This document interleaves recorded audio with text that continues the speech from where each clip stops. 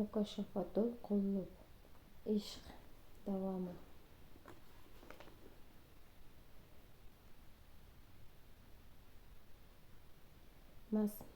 Mansur Hallojni 18-10 hibs etadilar. Bir kun imom Shibli uning yoniga kelib so'raydi: ey Mansur, sevgi muhabbat nima? Bugun so'rama, ertaga so'ra, deydi. Ertasi kuni Hallojni qatl etgani zindondan chiqarib maydonga keltiradilar. Mansur ayni shu onda yetib kelgan Shibliga bunday sado beradi: ey Shibli, sevgi muhabbat boshi yonmog'i, oyog'i qotil qilmoqdir. Mansurdur, sen kimsan, deb so'rarmishlar. Javob bermish: men haqman. Ana shu so'zi uchun qatl etilgandi. Masalaning izohi esa bunday: Mansur shunday bir martabaga yuksalgandiki, uning nazarida Allohdan boshqa har qanday mavjudot foniy, yo'q bo'lishiga mahkum va botil edi. Haqiqiy borliq yolg'iz Alloh haq edi. Mana shu darajadagi yuksak martabaga yuksalgan Halloj yolg'iz Allohning bir ismi bilan bo'lgan haq mavjud kalimasining bilar, o'z ismini ham xotirlamas edi. Shuning uchun o'ziga aytilgan sen kimsan so'rog'iga anal haq javobni bergandi. Aytadilarki, haqiqiy sevgi muhabbat 3 narsadan bilinadi. Birida sevgi suyuklisining so'zini boshqalar gapidan ustun qo'yadi. Ikkinchisida sevuvchi suyganning suhbatini boshqalar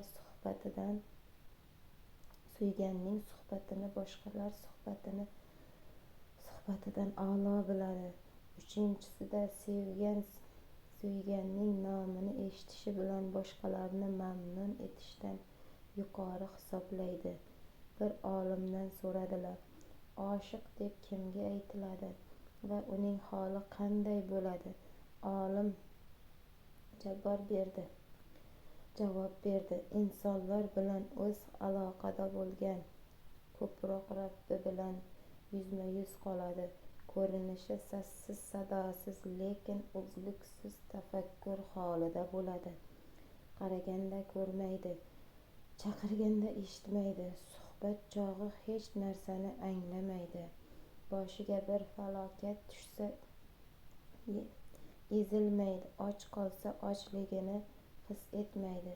Ko'rinishi pachmurdadir, Allohdan boshqasidan qo'rqmaydi. Uzlatda Allohga munojot etadi. Dunyolik yuzasidan dunyo ahli bilan olishmaydi. Bir kun Iso payg'ambar bog' sug'orayotgan bir navqiron yigitga duch keldi. Yigit Isoga: Rabbimdan menga bir zarra sevgi so'rab ber, deb arz qiladi. Iso: Allohdan bir zarra sevgi so'rab bersam, sen unga bardosh berolmaysan, deganida yigit: u holda zarraning yarmini bersin, deb yalinadi. Iso: ey Rabbim, bu navqiron yigitga zarraning yarmicha sevgingdan ato et, deydi va o'tib ketadi. Bir muddat keyin yana ayni shu yerga kelganida o'sha navqiron yigitni so'rashtiradi. Odamlar uni aqldan ozib qoldi va toqqa chiqib ketdi, deyishadi. Iso o'sha yoshni o'ziga ko'rsatishini so'rab Allohga iltijo qiladi va uni tog'da bir qoya ostida samoga termilguncha o'tirgan holda topadi. beradi, lekin yigit alik olmaydi. Shunda men Isoman deya sado beradi. U zot alayhissalom vali Alloh vahiy orqali Isoga buyuradiki: ey Iso, qalbida zarraning yarmisicha mening sevgim bo'lgan kimsa insonlarning so'zini qanday eshitsin? Izzatim va jalolim haqqi aytamanki, agar bu yigitni arra bilan arralasang ham sezmaydi. Kim 3 narsani da'vo qilsa-yu 3 narsadan o'zini poklasa, Allohning buyurgan axloq asoslariga rioya qilishi, zavqli ekanidan laf o'tsa-yu, lekin dunyo sevgisidan voz kechmasa, amallarni yolg'iz Alloh uchun qilishini yoqtirishini aytsa-yu, lekin insonlarning o'ziga ta'zim qilishidan mamnun bo'lsa, Allohni sevaman desa-yu, lekin nafsini tarbiya qilmasa, u kimsa aldangan bo'ladi. Payg'ambarimiz dedilar: ummatimga shunday bir zamon keladiki, 5 narsani sevgi, 5 narsani unutadilar.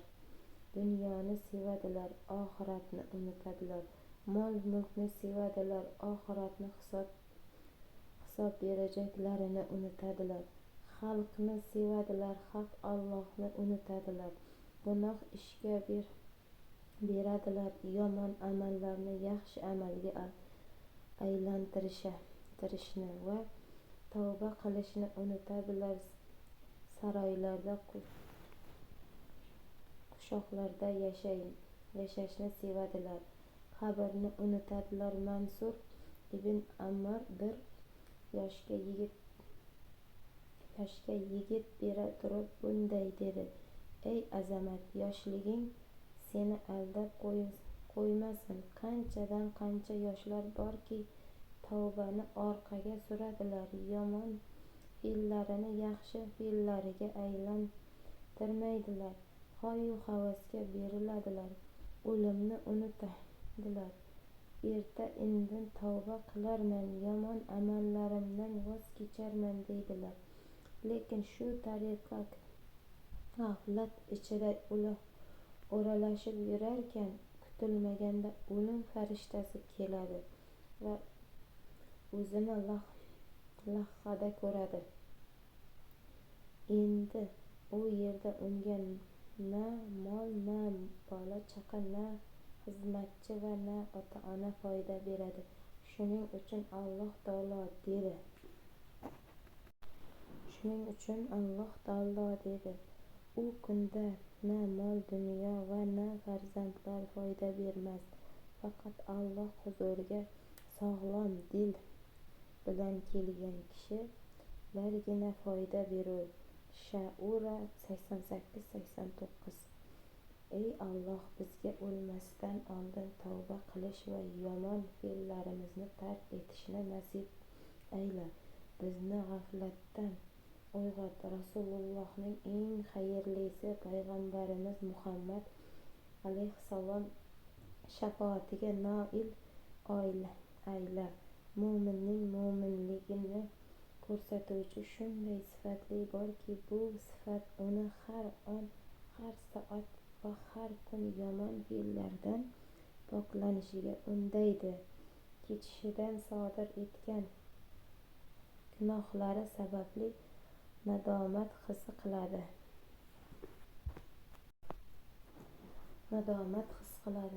Mol dunyo topish xayollariga ko'milib yotmaydi. Foydasiz va samarasiz ishlar bilan mashg'ul bo'lmaydi. Allohga oid vazifalarni ixlos bilan ado etadi va buni ko'z qilishidan saqlanadi.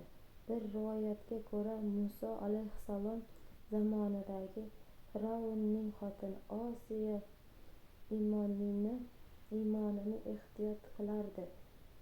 Fir'avn ahvoldan xabardor bo'lgach, xotiniga kishan urilishini buyuradi. Xotiniga har turli azoblar beradilar. Fir'avn unga diningdan qayt deydi, lekin u qaytmaydi. Bu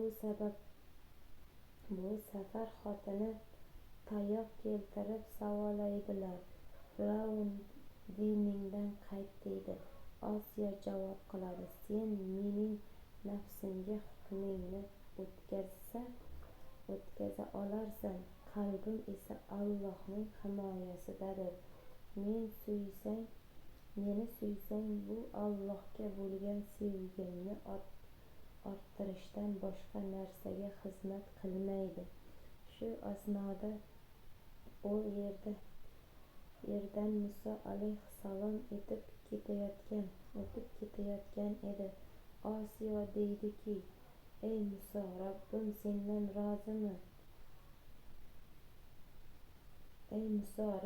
mendan rozimi, rozi emasmi, xabar ber.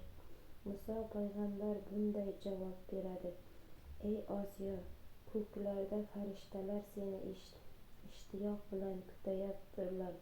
Alloh ham sen bilan faxrlanadi. Ne tilasang tila, qabul etilajakdir. Alloh iymon keltirgan zotlar haqida Fir'avnning ayolini misol qildi. O'shanda bu xotin: ey Robbim, o'zing men uchun huzuringda jannatdan bir uy bino qilgin, menga Fir'avn va uning qilmishidan najot bergin, meni zolimlar qavmidan xalos etgin.